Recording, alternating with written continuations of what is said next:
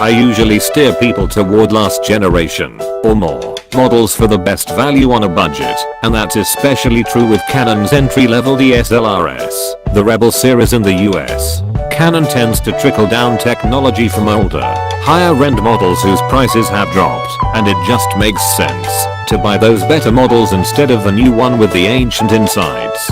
But the Rebel T7i, called the 800D in the UK and Australia, represents Canon's first truly significant updates to the series, really since the T2i in 2010.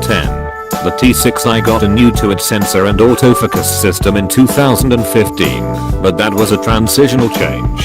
But somehow, Canon manages to make this big change feel incremental. It delivers roughly the same photo quality as before, and shoots a little bit faster once you discount how fast the lens drives. It still doesn't really match the Nikon D5600 for photo quality or continuous shooting speed, though it still has the lead for video autofocus.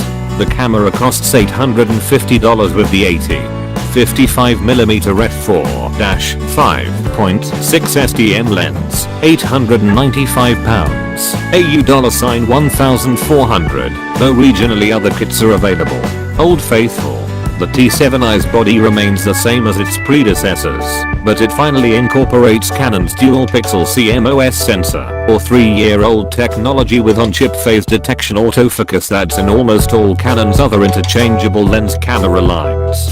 But it's a current sensor and metering system, the same ones that are in the EOS 80D, but with an even newer image processing engine, Digic 7. Canon still uses an anti-aliasing filter, which blurs edges slightly on its sensors. Nikon does not. So Nikon's shots look tons sharper than Canon's. And Canon's automatic white balance isn't as smart in cloudy conditions or situations where the light color is similar.